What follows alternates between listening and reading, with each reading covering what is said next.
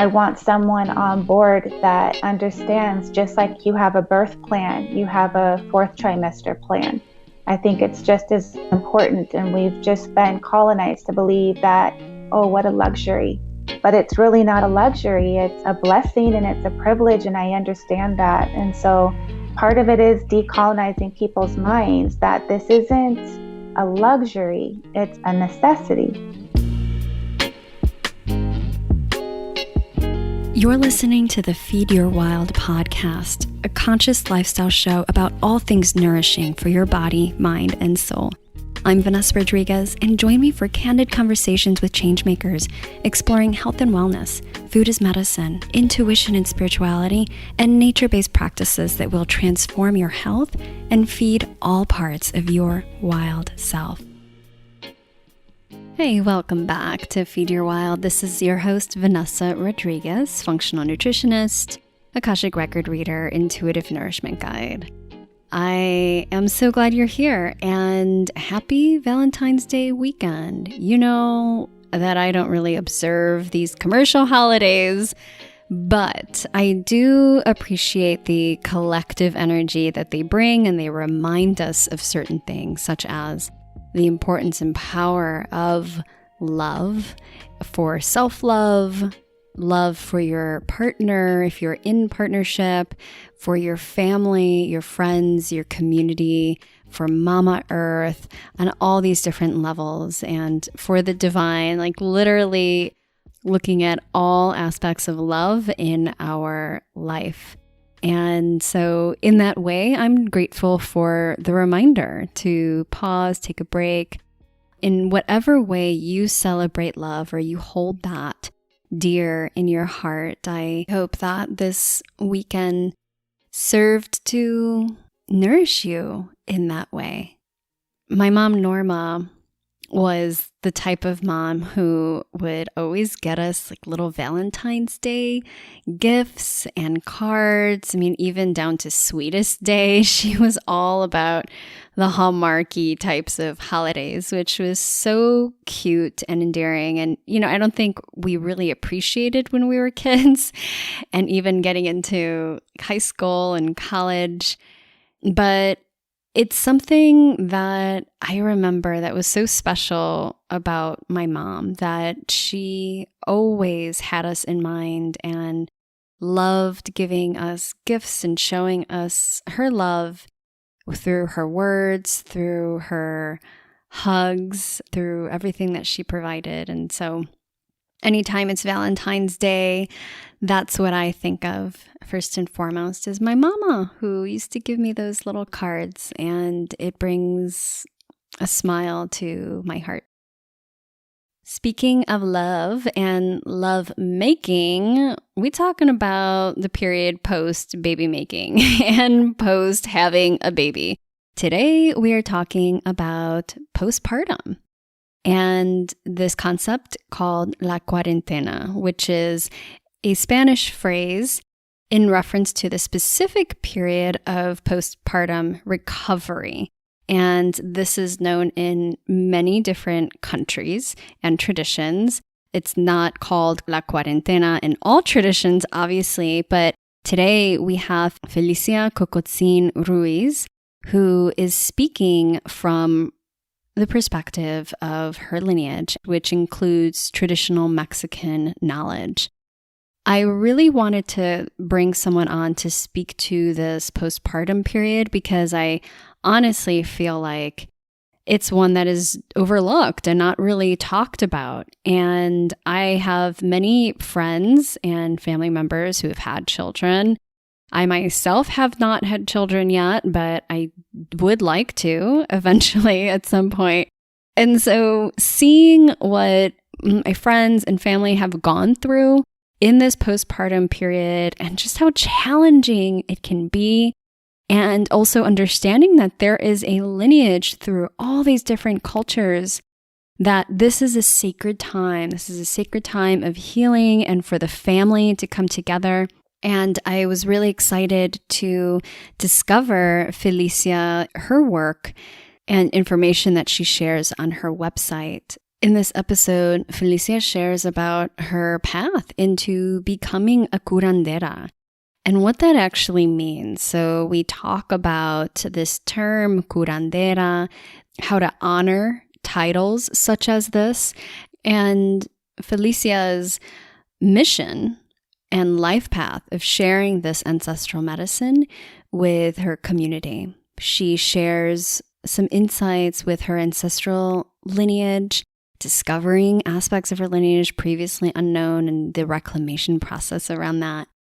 Felicia also shares her personal experience in the postpartum phase after having her daughter and the advice that she has for those planning a healing postpartum experience. She gets real with some of these tips and words of advice, including the biggest mind shifts that are required to really set yourself up for a healing phase in this period. We discuss some of the biggest challenges that she sees people facing during this time and how honoring these sacred times, such as postpartum, is a part of breaking these lineages of dis-ease and trauma on an ancestral and intergenerational level. Felicia shares how she weaves Ayurveda into her traditional Mexican knowledge with La Cuarentena and basic nutritional recommendations that she found to be true across many different cultures for postpartum. She mentions foods and herbs that we want to be thinking about incorporating into this postpartum period, and also avoiding that we might want to wait until this period of healing is complete.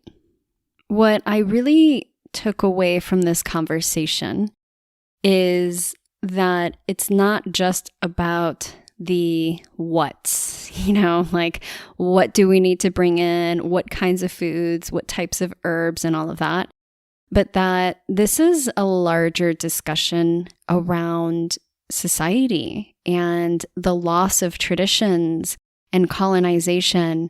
And so a big part of doing this work and bringing back this sacred healing time that is La Cuarentena, or however you call it in your lineage and culture, it's really a reclamation process. And it's a process that us to really set intentions, because it's not always easy in our modern society. And so I'm grateful for this conversation. I hope that you get a lot out of it. I would love to hear feedback. And if you have questions, you can definitely reach out to me at Wildly Rooted on Instagram, or go to my website, wildlyrooted.com.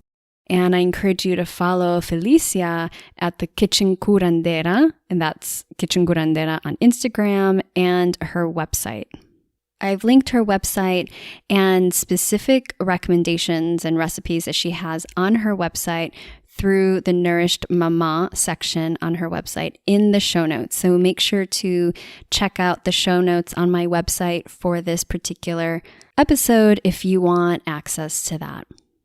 I'd also love to hear if you have recommendations and you have knowledge from your cultural lineage or just from your ancestors and experience and education around this time of postpartum. I think it's really important that we crowdsource this information because there is so much loss around this. So I would love to hear from you tips and resources so that we can share this out as well. All right, y'all, that's it for my intro. Let's get into this conversation with Felicia. Hey, everybody, welcome back to Feed Your Wild.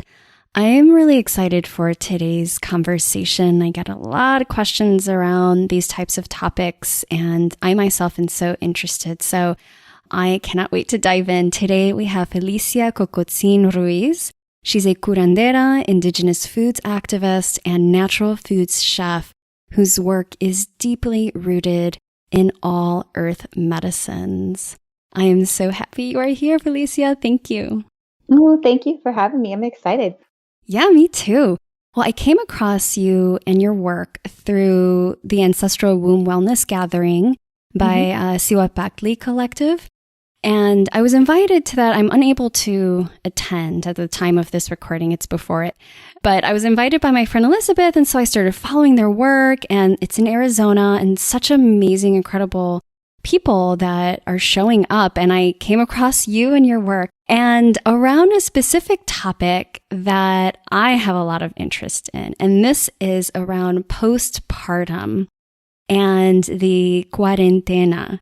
And so I'm excited to dive into this because I don't hear a lot of people talking about it. You know, there's a lot of talk around, in general, like women's health and wellness and womb wellness. But I feel like the postpartum period really gets overlooked. And I know that there are so many traditions that they really see this as a sacred time. So I'm curious first if you can paint us a picture of how you got into this work and being a curandera, like for those who aren't familiar with what that actually means and what it means to you. I'd love for you to share about that as well.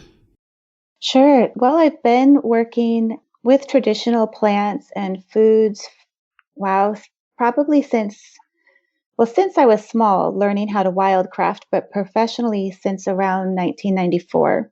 And that was in a time where I guess you could say like our traditional medicines and ways it wasn't like it is today. Like I'm really enjoying watching this movement happen. And back then, I was not allowed to actually call myself a curandera. I hadn't gone through enough training or had ceremony where I earned the title. And it just, people would call me a curandera. And I think it was because of the way that I was working with my clients at the time, which was I was a massage therapist full time. And in my practice, I just started bringing teas into my office. And when people would sit down to kind of discuss what their aches and pains were, maybe they were having headaches, why were they coming to see me that day?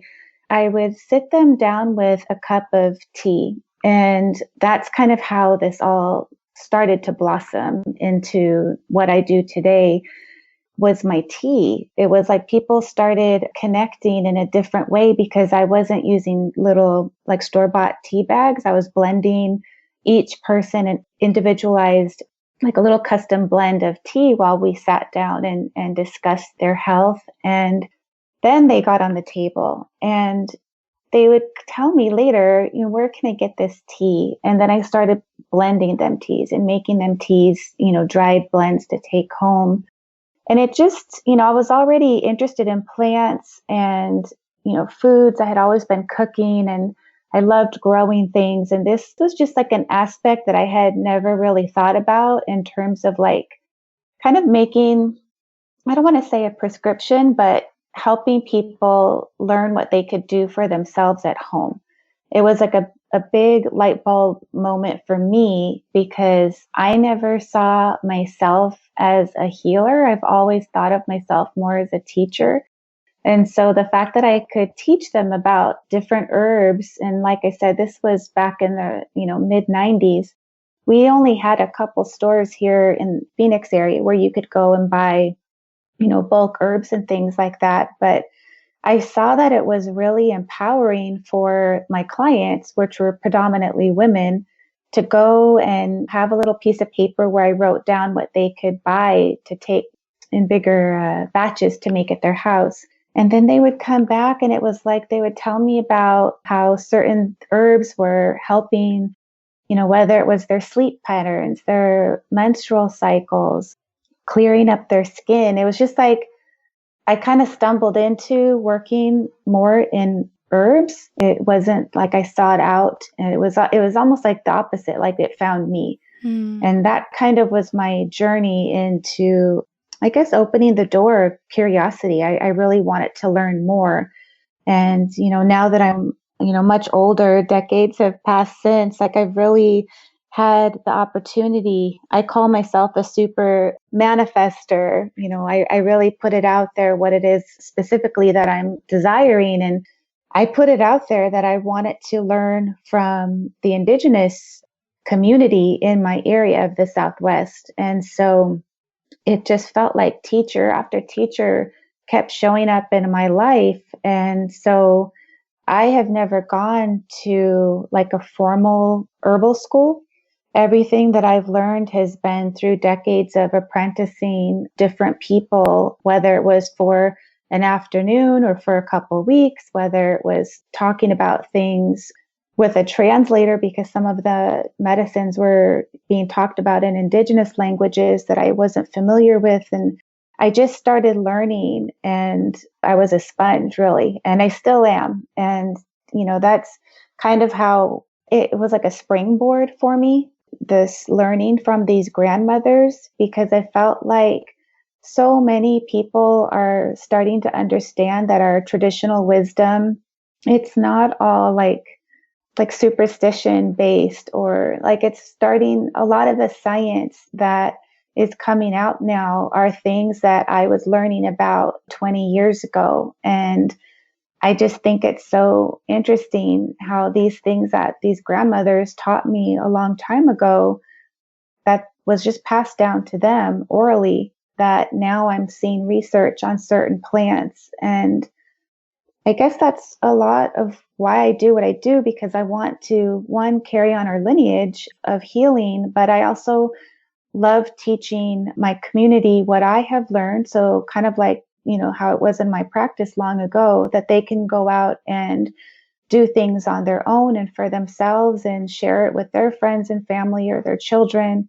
And also, I love sharing people that are not in my brown community, because I do believe that we are all connected, and I would rather them learn about our plants from someone who's connected to the plants ancestrally.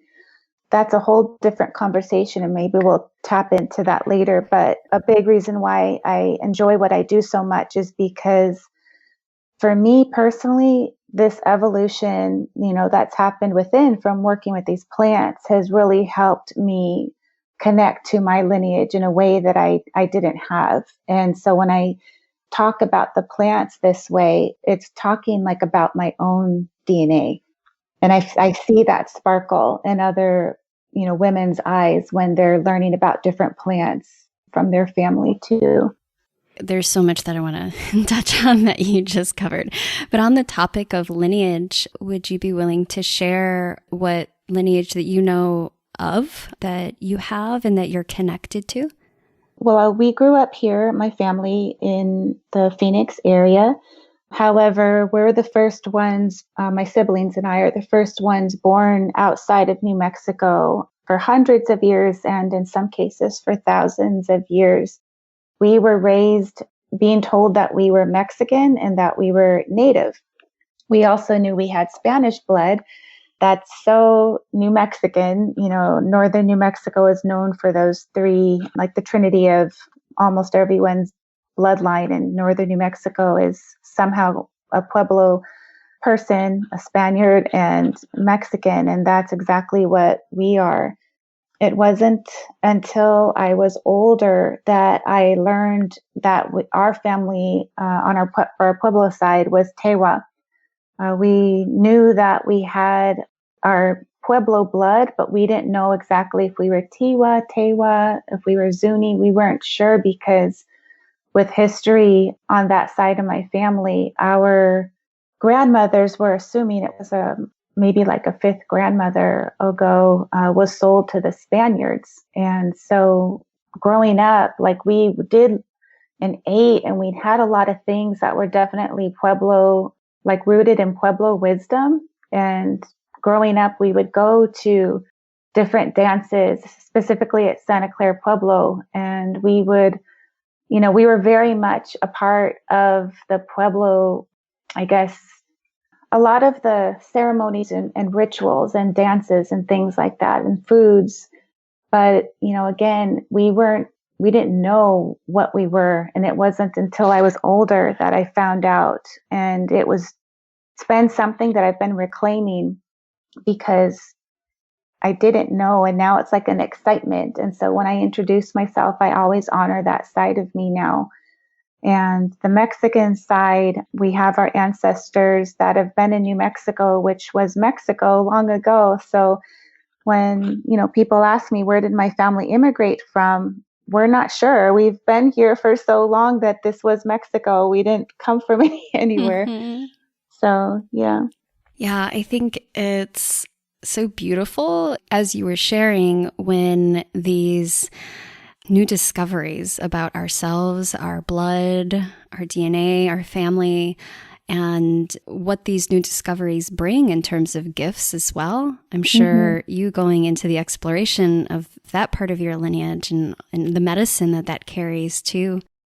And speaking of medicine, I kind of want to come back to this term curandera, and something that you had mentioned, which I think is important to also underline, is that you had a training and ceremonial process that led to you being able to use this title and claim this title as curandera. And I think that, not nowadays, I feel, because the health and wellness industry, it's getting into mainstream media. There's a lot of trends, and popularity around certain things that people are calling themselves curanderas, or just even, equating that to medicine woman and identifying as one.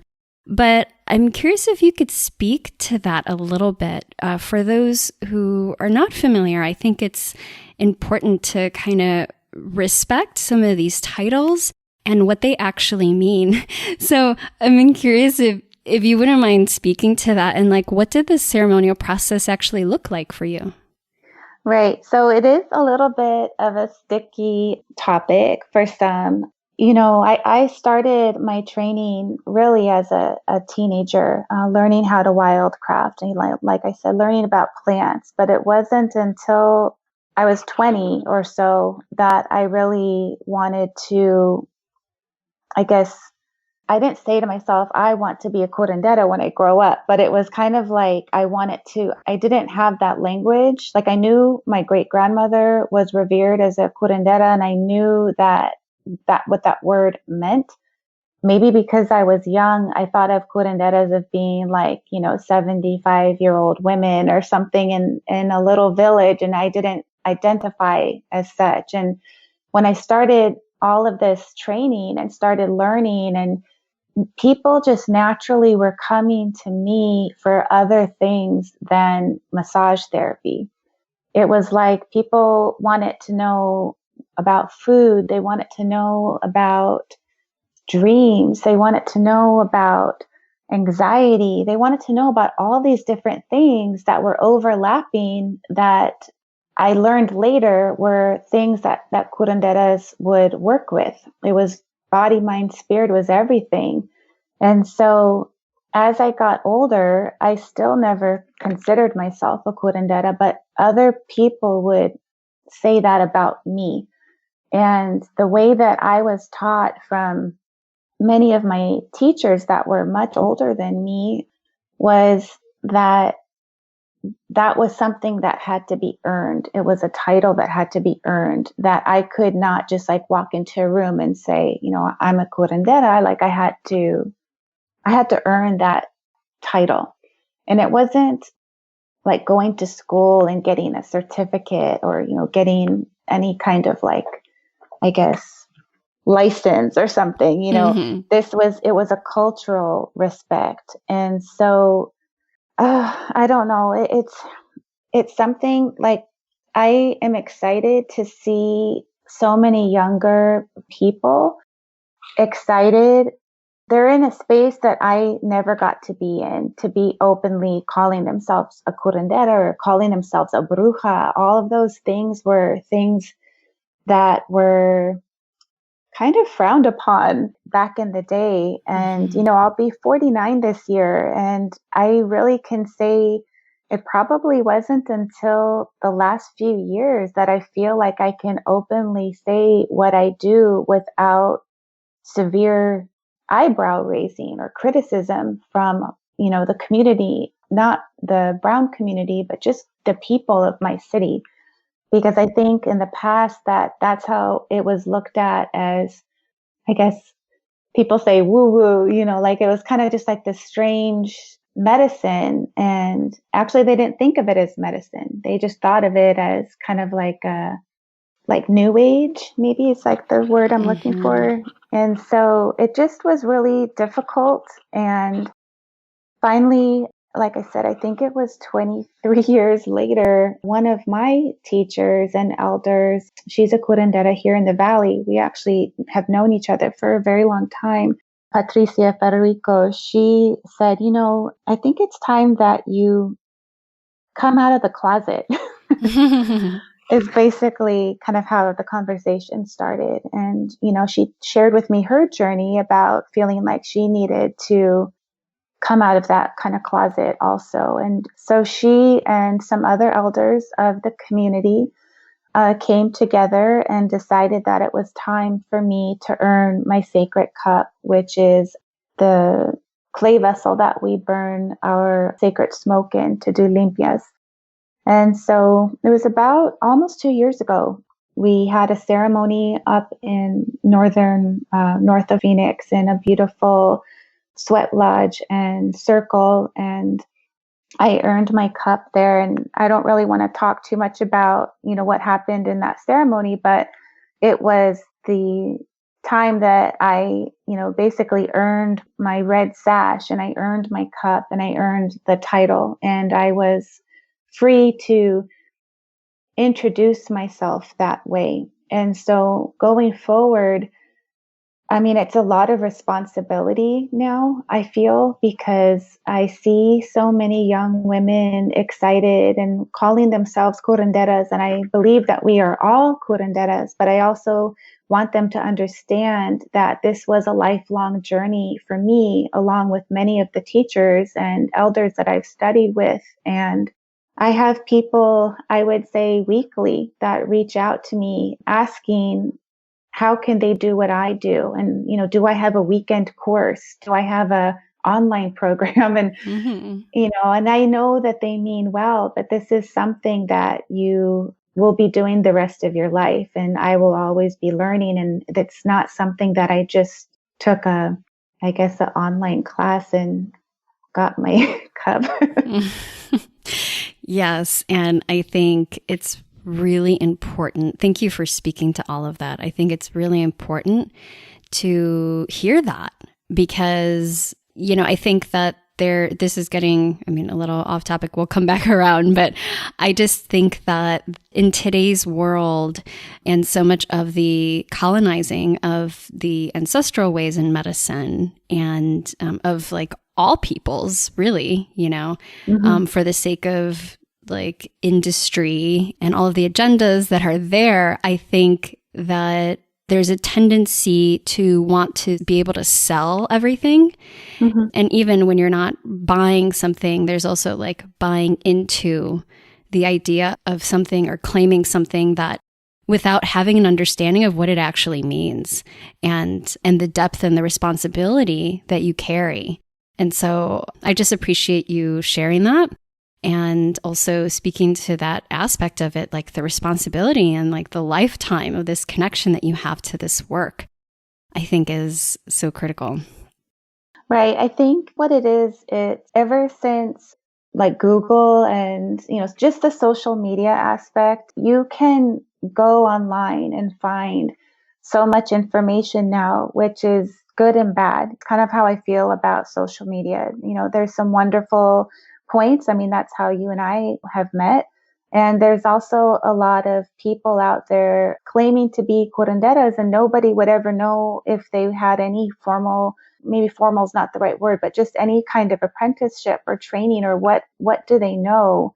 Because you can be anything on social media. And I think that what's happened is just how I have seen a lot of, we call them plastic shamans, a lot of plastic kind of curanderas, like just people wanting that, like, I don't want to disregard anybody that's on this path because, like I said, I have friends that I would call curanderas that were kind of like me back in the day, saying, "Oh, no, I'm not that." But I can see that in them. And they're on their path right now of learning. And they have this humbleness about them that they don't want to call themselves that because they have the cultural understanding. And then I feel like there's people who just, like I said, they just want the title, but they don't want to do the work and they don't want the responsibility that comes along with it. So, yeah. So thank you for bringing that up because it is something that it can be a little bit of a touchy topic for some. And I'm sure maybe not everyone agrees with me, but from what I have shared with others that are elders to me, they all are happy as much as I am that there's more of a sense of a freedom, that the healers are rising up and we're coming together, but we're also cautious and they are cautious that people don't rush into things that they don't know yet. Mm-hmm. Beautiful. Yeah. Thank you for allowing us to, to dive into that space because I think it's just really helpful for people to hear and to lay the groundwork for understanding the depth and just the sacredness of your work too, as we go into this topic of postpartum wellness. And one thing that I saw that you did or that you're doing, it sounds like a project between you and your sister, the Nourished Mama. And I loved reading about that. And it is all focused around this period of women's health that is postpartum. So I'd love to start with speaking into what this period known as La Cuarentena is, this period postpartum, and how you are working to bring some of the ancestral knowledge and medicine that you've acquired. Right. So someone once said that they called it the fourth trimester. And I really loved that description just because, personally, after I had my daughter, I didn't have the privilege or blessing of having a fourth trimester. It just felt when I had her, I did have my sister around for, I think she was with me for a couple weeks. She was just on the beginning journey of her midwifery training. And I wasn't super young. I was 29 when I had my daughter, but there wasn't really a lot of resources where you could just learn what that even meant. Plus, I had my daughter in Seattle, Washington, away from my family. And so I didn't even have any family unit up there to help support me. I really hardly had any friends at the time because I had just moved up there. And so I felt actually really lonely when I had my daughter because I didn't have that cultural connection that I see happening now with women going back to this beautiful postpartum tradition. I guess part of this work came out of the fact that I didn't have any of this and I really longed for it. Just being nourished and nurtured in this way, it was not a possibility for me. And I saw that it was not a possibility for many people, whether they had maternity leave or they had family. It just was such a foreign concept for some reason. And so when I was talking to my sister, she has a midwifery practice in Oakland. She said, Felicia, can you recommend some foods for my clients who, just had babies and some ideas, maybe menu suggestions or food suggestions that their family can make, or maybe some of the things that they can make for themselves and freeze them.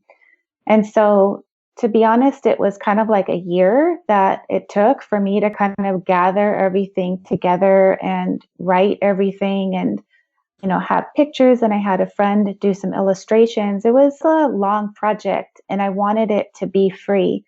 I wanted it to be available for women, whatever culture their background was in, because all of these foods are nourishing for everyone that just had a baby.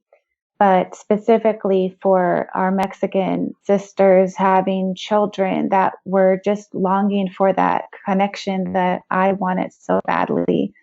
And so I had my sister open that tab, which is the Nourished Mama, and she just talked about the benefits of, the postpartum period and coming together, and a little bit just about herself. And then it's just a lot of recipes, a lot of information, some funny little stories. And I love telling stories. So there's a lot of just little quotes and little, I guess, little proverbs and things like that are mingled in there. And just to make it also a little less serious, because I feel like sometimes when people are talking about ancestral things, it can get really serious. And that's not a part of my personality. I like things to be light and fun. And so even, one of the entries, it's called Mama Chichi Balls.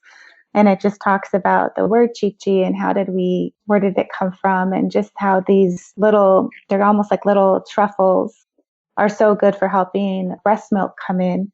So it was just kind of making it it was personable, and it was kind of taking the mystery out of it too. Mm-hmm. Yeah, because I think that I myself, who I've not had my kids yet, and it's something that I would love to do someday. And I'm thinking about all of this and how I have lost at least my family has lost a connection to knowledge around this period postpartum and what we've done traditionally. I've heard some stories from my grandmothers, but at this point, my grandmothers are at a mind state that they can't share. They don't remember a lot. And so I think a lot of women and people in general who have gone through it, as you said, and felt like they didn't have that support or weren't even aware that they could have a level of support or understanding of how to take care of themselves during that time. Also, people who are planning on having a pregnancy and children, and what's next? Then what? What comes after? Right. And that there's a healing period. So within the Mexican tradition that you're focusing on, how is that period and called La Cuarentena, how is that seen? And are there specific guidelines that are followed, whether that's through, diet, lifestyle, and herbs? Mm-hmm. Well, first let me say that every family is different, and every Mexican culture and tradition. I mean, there's so many different indigenous cultures within Mexico itself, and the ones that traveled up our way are even more, they're different. I guess what I'm saying is that my way is not the only way. Mm-hmm. That, everybody, I really encourage everyone to just learn as much as they can from their own family, to ask the questions. And if they have elders that are still, alive with good memories, and they can help them to just write everything down. I always find it really interesting how much time and energy goes into new parents planning the crib and the outfits and the safety things, and just so much that goes into all of the material part, but not much goes into what happens after the baby gets here in terms of, the mother's healing. And I just saw that piece was missing. And so I really encourage when when they're pregnant and they're about to have the baby, don't wait until the last week to say, I really want to do La Cuarentena. Try to plan it ahead of time. That way it's a little more seamless. I'm a big believer that it's important that we have supportive relationships, which I believe is the make or break of a successful La Cuarentena, because if you don't have the support of a relationship, it could be a partner, friendship, your coworkers, your family. You don't necessarily have to have a partner. Of course, that will be a little bit easier, but it's about having supportive relationships that are going to help this fourth trimester work, because everyone needs to come together for this person who just had a baby to heal, to rest, to bond with the baby, to be quiet and still, or to just feel whatever that they're feeling.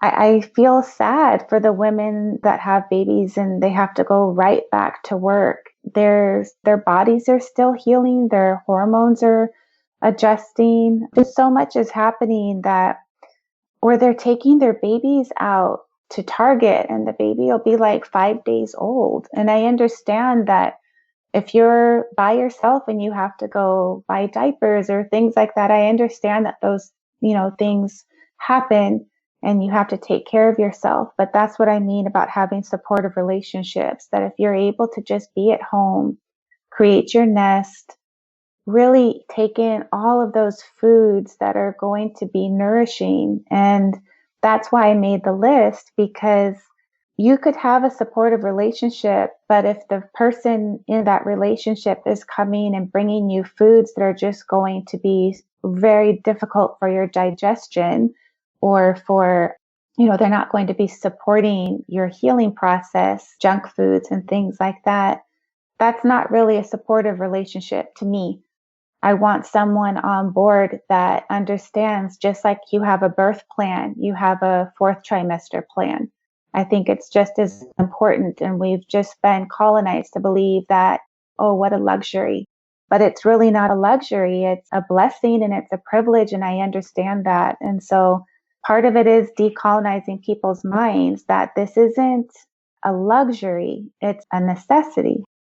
I think that also relates to so many other aspects of our health and ways of living, that there's a lot of shame and guilt around self-care, and even just like eating better or being able to access the foods that we should be able to have access to, and how that has become a privilege, And so I think as you're speaking to, there can just be so many different challenges in this modern society and today. But for those who are like, okay, I'm down, I'm thinking about making this plan, and I really want to set the intention of supporting this very sacred healing time after childbirth, what are some of the basic foundational things that you would recommend for people to implement, essentially, once they do have their child and they're in this period of the postpartum wellness? I'm a list maker, so I like to encourage people to make lists. Like, what are things that you would like to see in your refrigerator, in your freezer, meal trains? Make lists ahead of time, because when you're recovering from having a baby, your brain's a little bit foggy. And so just being a little bit prepared. It's not a list, having a dialogue with the people that you're hoping that are going to be there to help take care of you. That way there's no miscommunication or misunderstanding what it is that you feel your body is going to need to heal. Because someone might have really good intentions, but it might not be your intention. So it's about really having clarity, being clear about what it is that you envision for your La Cuarentena. To allow the house to get messy, to allow mail to pile up, allow those things that you feel guilty for, just let them be, and really just to nourish yourself, whether it's with food, massages, things that, again, that I think people feel could be labeled as like spa days or something. It's not a spa. It's getting your body back. And I don't mean back in terms of like swimsuit body. I just mean like getting your hormones back to where they need to be. Part of the reason why I really encourage women to try to eat really nourishing foods during these 40 days is because there is so much postpartum depression that we don't talk about. And when you're eating these foods, these nutrient-dense foods, you're helping balance your hormones. You're helping flush out all of the different hormones that your body doesn't need, and you're creating harmony again and equilibrium. And that is just something, again, that it's like a stigma of that postpartum depression.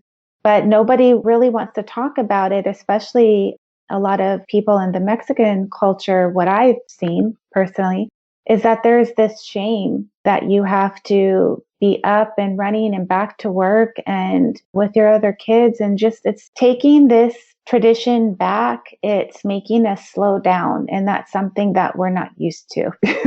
We're used to taking care of other people. So having someone take care of you, it's like we need to practice our own medicine. And so, yeah, I think I got off a little bit, but no, I think these are what you're laying down is what I'm seeing is like the foundation of mindset around it, because it really does require an entire shift in perspective and mindset to commit to it and to allow the being in that receiving mode of the healing and the support of others and all of the preparatory work that's required for that to happen. Because I feel like, as you were speaking to, it doesn't naturally happen for most people nowadays. Right. Well, I think you hit it on the nail exactly, because it is a lot of preparatory work, because this is so new to a lot of the, let's say, grandmothers, or aunties, that they didn't have a 40-day postpartum period of rest. And so they might say things that are coming from a place, I'm sure, of just like their own experience, but sometimes it can be really hurtful. And so when I'm working with women that are trying to honor this time in their life, that's why I say get out a pen and paper and really write down what your intention is, because you have to have that clarity of what it is that you are wanting and express it to the other people that are going to be in your life. Because like I said earlier, that's kind of a big way of how it's going to be successful or not. Coming into your own power and finding the courage to speak up is breaking generational trauma that our grandmothers and our aunties and our own mothers didn't have the opportunity oftentimes to take off 40 days. Like, unless you lived a life of extreme privilege, that just wasn't possible.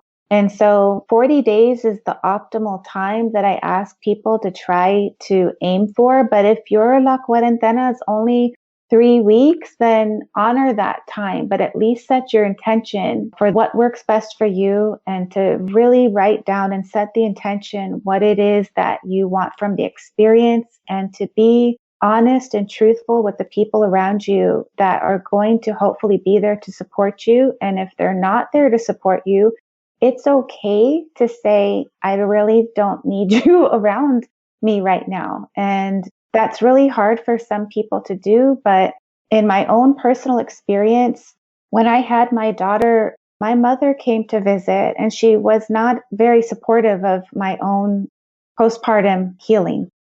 There was a lot of tension that wasn't necessary. And I look back now in hindsight, I wish I had the permission from someone to say, it's okay to tell your mother that her intentions for you right now are not the best, and it's okay to speak up. I feel like culturally we kind of hold back from disrespecting, maybe someone, an elder or a sister, but if this is just like you have a vision of your birth story, what you want for your child, it's the same thing. It's like you have a vision of how you want to heal. And we have to take responsibility in that, take action, find power in action. Yeah, I think that in this way, as you were speaking to, it's these types of moments and situations really call upon us to activate our throat chakra, speak our truth, which is can be really, really tough. And so thank you for giving whoever's listening who needed that permission. Everyone. I want everyone to step into their power, to find their voice, and to really know that the best supportive relationships are going to be the ones that complement what it is you're trying to do. And so if somebody's just not on board and you feel that there's already a friction and you're still pregnant, this is like the opportunity to have these conversations, because it's not suddenly going to be magical, after you have the baby, if you've never had a baby before. And there's just so much change. It's beautiful and magical, but it's also can be painful as you're healing. And there's a lot happening. And sometimes I feel that women They don't want to cause any friction, so they hold everything inside. And then when things aren't going the way they want them to, they don't speak their mind because they're still healing. And I don't want to step on anyone's toes, but again, it's like you have to step into your power. And that's why I always encourage women to try to do this before the baby comes. So huge. So now, after we've sort of set the groundwork for shifting our perspective and our mindset, and we have our lists going, you mentioned bringing in nourishing foods. And I'm curious what you really focus on in terms of types of nourishing foods that someone could bring in, and if there's anything to avoid during this period. Right. So on my website, I do have that has so many different recipes. I have studied Ayurvedic cooking as well, and among other different Ayurvedic traditional therapies. And the one thing that I loved about Ayurveda, for people that aren't familiar, it's one of the oldest medical systems from India, is they have their own type of fourth trimester postpartum healing, which is also 40 days. Instead of binding the belly with a rebozo, they bind the belly with a sari. And so I saw all of these similarities. And so when I created this piece of work for new parents, new moms, I included a lot of the different digestive herbs and galactagogues for women to help their breast milk come in, things that were really nutrient dense, but that weren't going to be hard for their bowel movements or for their digestive system.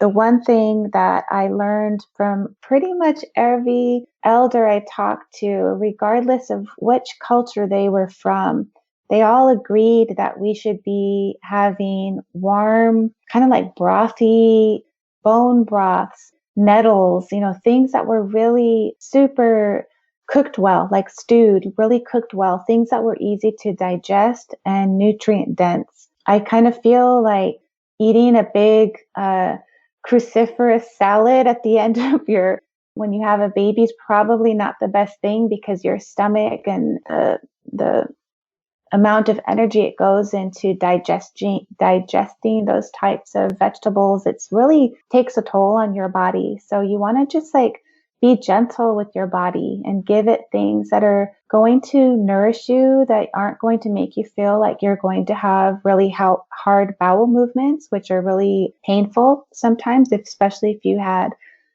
any kind of tear. You want to be really gentle with your food choices and go back and look at what perhaps was in your own culture. I know everyone that's listening to this isn't necessarily of Mexican descent like I am.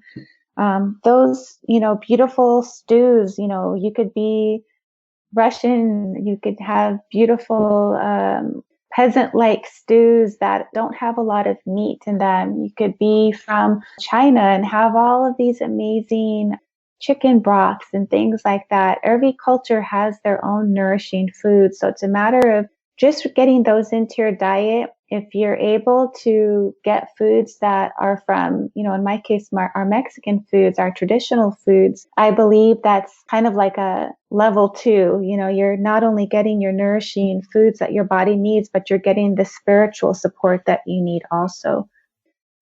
Yeah, I love that connection and blend of the traditional knowledge that you carry and Ayurveda.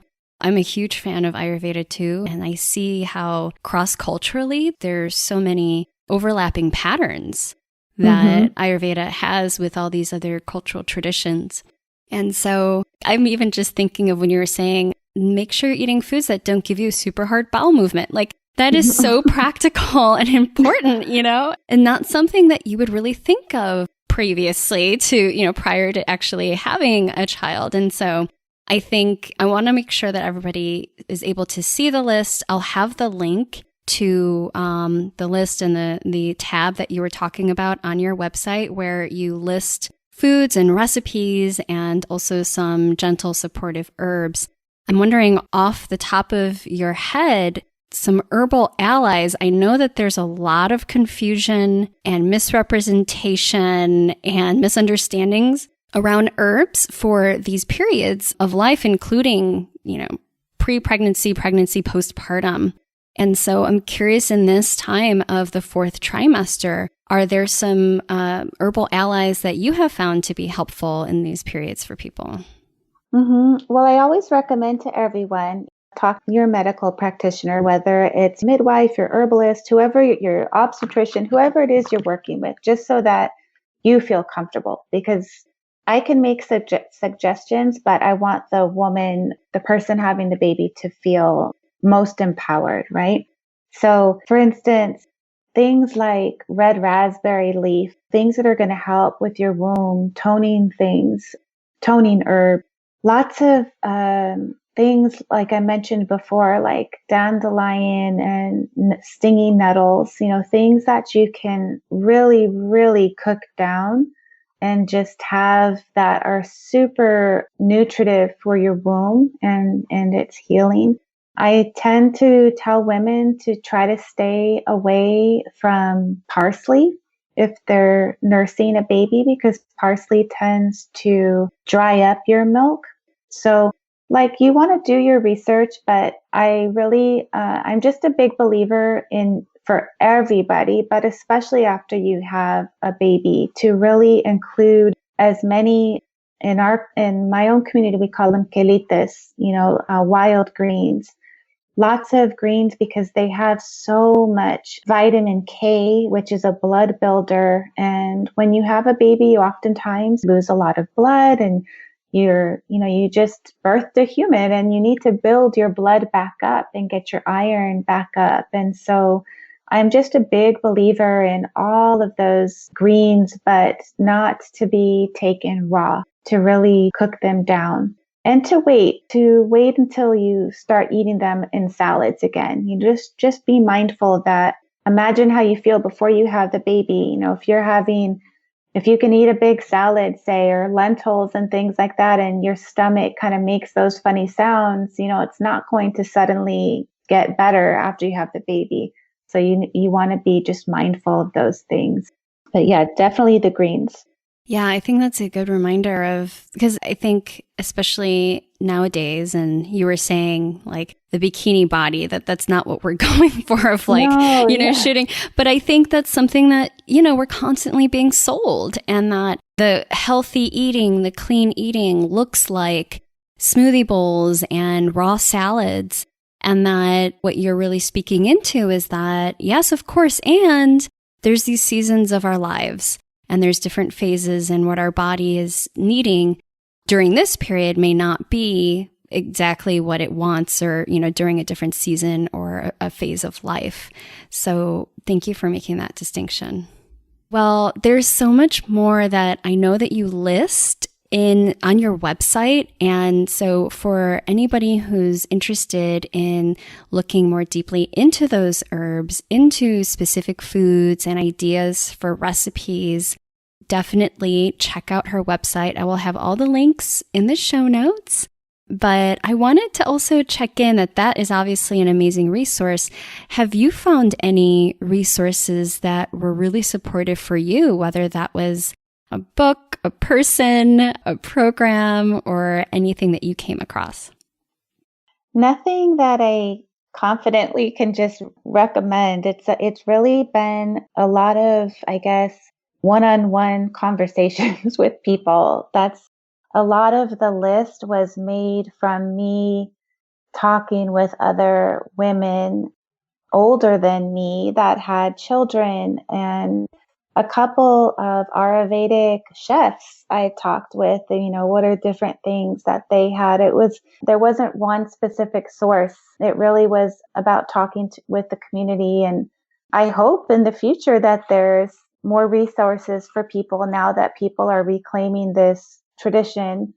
So yeah, maybe someone listening can put something together. Well, we appreciate what you put together, because clearly, there's not a lot out there about this. And I know that I receive questions from listeners and from clients who are really just wanting more resources and support around these really important sacred healing times. So thank you so much. And of course, I can't let you go without asking you the question that we ask all guests, which is, what is currently feeding your wild? And whether that's body, mind, spirit, any way you take that. People might be a little surprised, but I've really been trying to learn how to sing. Everyone's always said my whole life that I have a really small voice. So your voice sounds much smaller than your age. And I guess they don't imagine me singing. And I'm not trying to become like a performance singer, but I guess it was last year, something just really spoke to me that part of when I'm doing my medicine gatherings and our like moon circles, that I needed to start including singing into the medicine. So I've been learning how to sing, and that's really been feeding I think my heart more than anything right now, because it's definitely doesn't sound great. So it's not feeding my mind, but it's been a really nice form of prayer that I'm trying to work on. So that's beautiful. Thank you for sharing that. And I know it takes a lot of courage. I know for myself. Please don't ask me to sing for you. Well, I know that a lot of people listening are going to want to connect in more with your work and also know about your offerings, your services, where you're at. So I'd love for you to share all about those things. Where can people find you and what's going on in your world? My website is called kitchencurandera.com. And on there, I have so many different recipes, whether they're herbal, beauty recipes, food recipes, beverages. Most of them, I would say, are rooted in indigenous foodways. And that's just, one facet of my practice. I also do limpias and energetic work. I lead on different ceremonies here in the Valley, and I teach a lot.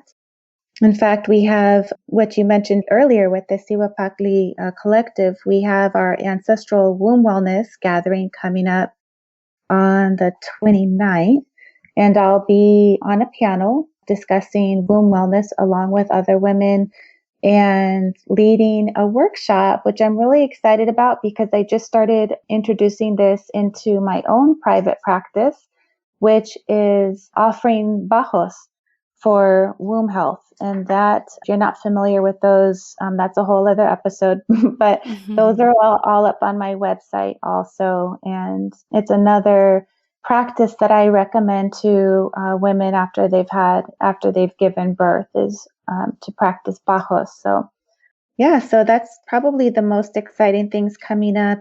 Anyone listening who's excited about learning more, I'm in the process of writing a book with Roost Books, and I'm hoping to have that done by the summertime. So that's actually been the largest part of my day has been spent writing since last year, June. Awesome. And can you share what it's going to be about, or is that still under wraps? Well, I'm not allowed to discuss the proposed title, but it is going to be on my practice of being a curandera, on all of the different medicines that I recommend to people, not in terms of like remedies, but working with the elements. And so I believe that just for everybody to connect and get more grounded and be a little more in tune with Mother Earth, we have to be more in connection with all of the elements. So just as an example, if you want to connect with water, I'll be having like little rituals and ways you can connect with water, whether it's through food, medicine, beauty, all sorts of things. So it's a really exciting project. I've never written a book before, yet alone with a publisher. And this is just a whole full-time job on its own. It's exciting. I'm happy to birth this, and then I'll have my own 4th trimester after this book is born. Well, we'd love to have you on again to talk because that sounds amazing. And I know that we can all use more support and ideas and ways around connecting in deeply with that medicine and with the elements. So I'm excited about that. Yeah, thanks. I'm excited too. Amazing. Well, thank you so much for coming on and for your work and sharing with your community, Felicia. It was such a pleasure, and I'm excited for everything that is in gestation right now for blooming pretty soon. Yes, thank you. And thank you so much for reaching out. I think the platform that you have for women, it's such a wonderful tool. So thank you as well.